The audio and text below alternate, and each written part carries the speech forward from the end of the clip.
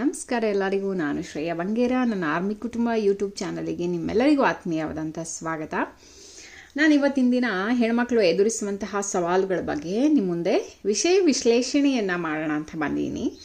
ಹೆಚ್ಚಿನ ವಿಷಯ ವಿಶ್ಲೇಷಣೆ ಏನು ಮಾಡೋದಿಲ್ಲ, ಬಟ್ ನನ್ನ ಅನಿಸಿಕೆಗಳು ಏನಿದ್ದಾವೆ ಅದನ್ನು ನಾನು ನಿಮ್ಮ ಮುಂದೆ ಹಂಚ್ಕೊಳ್ಳೋಕ್ಕೆ ಬಂದೀನಿ. ಇದು ನನ್ನದೇ ವೇದಿಕೆ, ನಾನೇ ಸೃಷ್ಟಿ ಮಾಡಿಕೊಂಡಿರುವಂಥ ವೇದಿಕೆ ಅಂತ ನಾನು ಮೊದಲೇ ಹೇಳಿದ್ದೇನೆ ನಿಮಗೆ.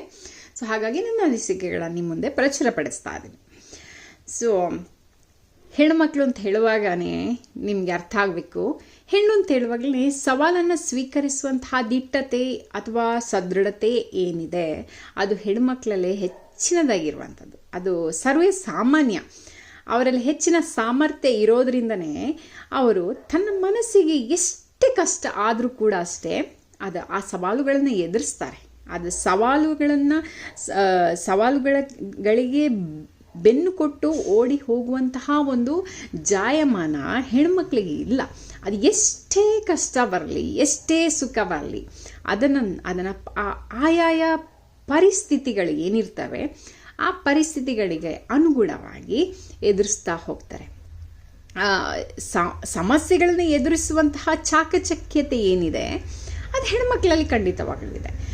ಹಾಗಂತ ಹೊರಗಿನ ಸವಾಲುಗಳಿರ್ತಾವಲ್ಲ ಅವುಗಳನ್ನು ಬೇಕಾದ್ರೆ ಗೆಲ್ಬೋದು, ಆದರೆ ನಮ್ಮೊಳಗಿರುವಂತಹ ನ್ಯೂನ್ಯತೆ ಇದೆಯಲ್ಲ ಅದನ್ನು ಗೆಲ್ಲೋದಕ್ಕೆ ಬಹಳೂ ಕಷ್ಟ. ಯಾಕೆಂತೇಳಿದ್ರೆ ಯಾವಾಗಲೂ ಅಷ್ಟೇ ಮನುಷ್ಯನ ಗುಣ ಏನು ಅಂತ ಹೇಳಿದ್ರೆ ತನ್ನ ಕಣ್ಮುಂದೆ ಇರುವಂಥವರ ಒಂದು ಸಮಸ್ಯೆಗಳು ಅಥವಾ ಅವರ ನ್ಯೂನ್ಯತೆಗಳು ನಮಗೆ ಗೋಚರಿಸ್ತಾ ಹೋಗುತ್ತೆ. ಆದರೆ ತನ್ನೊಳಗೆ ಒಂದು ನ್ಯೂನ್ಯತೆ ಇದೆ ಅಂತ ಹೇಳುವಾಗ ಅದು ಧನಾತ್ಮಕವಾಗಿ ಆಗಿರ್ಬೋದು ಅಥವಾ ಋಣಾತ್ಮಕವಾಗಿ ಆಗಿರ್ಬೋದು, ಅದು ನಿಮ್ಗೆ ಬಿಟ್ಟಿರೋದು. ಯಾವ ರೀತಿಯಾಗಿ ನಾವು ತಗೊಳ್ತೇವೆ ಅದರ ಮೇಲೆ. ಸೊ ಆ ನ್ಯೂನ್ಯತೆಗಳು ನಮ್ಮ ಕಣ್ಣಿಗೆ ಕಾಣಿಸೋದಿಲ್ಲ, ಅದು ನಮ್ಮ ನ್ಯೂನ್ಯತೆ ಅಲ್ವಾ. ಹಾಗಾಗಿ ನಾವು ಅಂದ್ಕೊಳ್ತೀವಿ ಹೆಣ್ಣು ಜಗವ ಬೆಳಗೋ ಕಣ್ಣು ಅಂತ, ಅಥವಾ ಸಂಸಾರದ ಕಣ್ಣು ಅಂತಲೂ ಹೇಳ್ತಾರೆ. ಆದರೆ ತನ್ನ ಸುತ್ತ ಕತ್ತಲೆ ಆವರಿಸ್ಕೊಂಡ್ರೂ ಅಷ್ಟೇ ಒಂದು ಬೆಳಕಿನ ಕಿರಣವನ್ನು ಹುಡುಕೋದಿಕ್ಕೆ ಪ್ರಯತ್ನವನ್ನು ಪಡ್ತಾ ಇರ್ತಾಳೆ. ಆದರೆ ಪ್ರಯತ್ನ ಬಿಡೋಲ್ಲ. ಎಲ್ಲೇ ತನಕ ಜೀವನ ಪರಿಸ್ಥಿತಿಗಳ ಮುಖೇನ ನಮಗೆ ಪಾಠ ಕಲಿಸ್ತಾ ಹೋಗುತ್ತೆ. ಆ ಪಾಠವನ್ನು ಕಲಿತಷ್ಟು ನಾವು ಸದೃಢರಾಗ್ತಾ ಹೋಗ್ತೀವಿ, ಗಟ್ಟಿಯಾಗ್ತಾ ಹೋಗ್ತೀವಿ. ಅಲ್ಲಿ ಹೆಚ್ಚು ಹೆಚ್ಚು ಅನುಭವಗಳು ನಮಗೆ ಸಿಗ್ತಾ ಹೋಗುತ್ತೆ. ಆ ಅನುಭವಗಳ ಮುಖೇನ ನಾವು ಹೆಚ್ಚು ಸದೃಢತೆಯನ್ನು, ಅದು ದೈಹಿಕವಾಗಿ ಆಗಿರಬಹುದು ಅಥವಾ ಮಾನಸಿಕವಾಗಿ ಆಗಿರಬಹುದು, ಸದೃಢತೆಯನ್ನು ನಾವು ಹೊಂದ್ತಾ ಹೋಗ್ತೀವಿ. ನಿಮ್ಗೆ ಗೊತ್ತಿರಬಹುದು, ನಾವು ಶಾಲಾ ಕಾಲೇಜುಗಳಿಗಿಂತ ಹೆಚ್ಚಿನ ಅನುಭವ ಅಲ್ಲಿ ಕಲಿಯುವಂತಹ ಪಾಠ ಏನಿದೆ ಅದು ಪುಸ್ತಕದ ಪಾಠ ಆಗಿರುತ್ತೆ. ಆದರೆ ಜೀವನ ಕೊಡುತ್ತಲ್ಲ ಪಾಠಗಳು, ಅದು ಅನುಭವದ ಪಾಠ ಆಗಿರುತ್ತೆ. ಅಲ್ಲಿ ಉಂಟಾಗುವಂತಹ ಕಲಿಕೆ ಏನಿದೆಯೋ ಆ ಕಲಿಕೆ ನಮ್ಮ ಜೀವನವನ್ನು ಸುಗಮವಾಗಿ ಸಾಗೋದಿಕ್ಕೆ ಸಹಾಯವನ್ನು ಮಾಡ್ತಾ ಹೋಗುತ್ತೆ.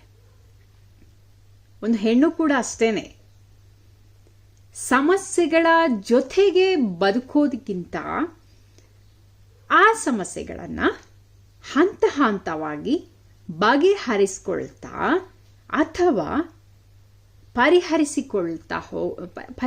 ಪರಿಹರಿಸ್ಕೊಳ್ತಾ ಹೋಗುತ್ತಾ ಜೀವನವನ್ನು ಸಾಗಿಸಿದ್ರೆ ಅವಳು ಆ ಜೀವನದಲ್ಲಿ ತುಂಬ ಸಂತೋಷವಾಗಿರೋದಕ್ಕೆ ಸಾಧ್ಯ. ತನ್ನ ತಪ್ಪನ್ನ ಕೂಡ ತಿದ್ಕೊಂಡು ತನ್ನ ಸುತ್ತಲಿರುವಂತಹ ಏನಾದರೂ ತಪ್ಪುಗಳು ನಡೀತಾ ಹೋದರೆ ಆ ತಪ್ಪುಗಳನ್ನು ಕೂಡ ಬಗೆಹರಿಸ್ಕೊಳ್ತಾ ಸಾಗಿದ್ರೆ ಜೀವನ ತುಂಬ ಖುಷಿಯಾಗಿ ಹೋಗ್ತದೆ ಅಲ್ವಾ. ಸೊ ಇದಿಷ್ಟು ನನ್ನ ಒಂದು ಅಭಿಪ್ರಾಯಗಳು. ಯಾವಾಗಲೂ ಎಷ್ಟು ಕೋಟಿ ಹಣ ಇದ್ರೇನು, ದೇವರು ಕೊಟ್ಟಿರೋ ಆಯುಷ್ಯ ಮೀರಿ ನಾವು ಒಂದು ಕ್ಷಣ ಕೂಡ ಅಷ್ಟೇ ಬದುಕೋದಿಕ್ಕೆ ಸಾಧ್ಯ ಆಗಲ್ಲ. ಆ ದೇವರ ಕರೆ ನಮಗೆ ಬಂತು ಅಂತ ಇಟ್ಕೊಳ್ಳಿ, ಖಂಡಿತವಾಗ್ಲೂ ನಾವು ಹೋಗಲೇಬೇಕಾಗತ್ತಲ್ವ. ಹಾಗಾಗಿ ಬದುಕನ್ನು ನಾವು ತುಂಬ ಸಂತೋಷದಾಯಕವಾಗಿ ಬದುಕನ್ನು ನಾವು ಬದುಕಿದ್ರೆ ಅದೇ ಲಾಭ ಅಲ್ವಾ. ಧನ್ಯವಾದಗಳು.